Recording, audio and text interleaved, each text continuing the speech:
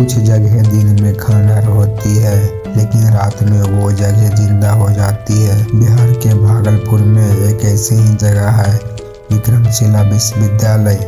कहा जाता है यहाँ ज्ञान अधूरा रह गया था, और अधूरा ज्ञान कभी शांत नहीं रहता। आज मैं आपको एक ऐसे ही लड़के की कहानी सुनाने वाला हूँ जो इतिहास पढ़ने आया था, लेकिन इतिहास उसे पढ़ने लगा।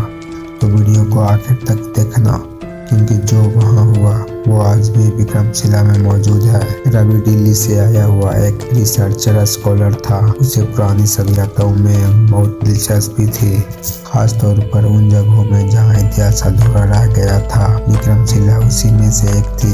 नीरज ने रवि को कई बार मना किया था। नीरज ने कहा था रात में वहाँ मत जाना। उसने बताया था कि गार्ड्स भी सूरज ढलने के बाद खंडहर के अंदर नहीं जाते, लेकिन रवि नहीं माना। प्रोफेसर शुक्ला ने रवि को एक पुराना संदूक दिखाया था। उस संदूक में कुछ अधूरे पांडुलिपियां थे।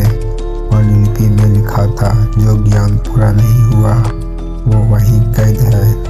रवि की जिज्ञासा यहीं से शुरू हुई। उस रात रवि अकेला विक्रमशिला पहुंचा। आसमान में आधा चांद था, हवा ठंडी थी और पूरे परिसर में अजीब सी खामोशी थी।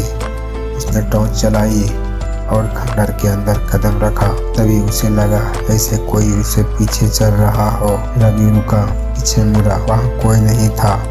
उसने खुद को समझाया कि ये बस हवा होगी। दूर चौकी पर बैठा गार्ड रामचरण अचानक घबरा गया। उसने देखा कि विक्रमशिला की तरफ हल्की रोशनी ही रही थी। उसने बुदबुदाया, आज फिर कोई अंदर गया है। रवि जैसे जैसे अंदर बढ़ता गया, वैसे वैसे हवा में आवाज बदलने लगी। अब वो हवा नहीं थी, वो मंत्र जाप था, धीमी गंभीर लगातार। रवि का दिल तेज धड़कने लगा। खंडहर की दीवार पर एक परछाई उभरी। परछाई की आकृति किसी बिच्छू जैसी थी, लेकिन उसका चेहरा पूरी तरह काला था और आंखें जल रही थी। परछाई बोली, ज्ञान अभी अधूरा है। रवि की आवाज कांप गई। उसने पूछा, आप कौन हैं? परछाई ने जवाब नहीं दिया। अगली सुबह मीरा ने गार्ड से सुना कि रात विक्रमशिला में काफी हलचल थी। मीरा जानती थी कि ये जगह सिर्फ खंडहर नहीं है। उसने कहा, जो लोग ज्ञान को बीच में छोड़ गए वो आज भी यही है। पांडुलिपियों में लिखा था, कुछ बिच्छुओं ने एक ऐसा ज्ञान खोज लिया था जो अधूरा छोड़ दिया गया, और अधूरा ज्ञान कभी मुक्ति नहीं होता। रवि अब भागना चाहता था, लेकिन उसके पैर हिल नहीं रहे थे।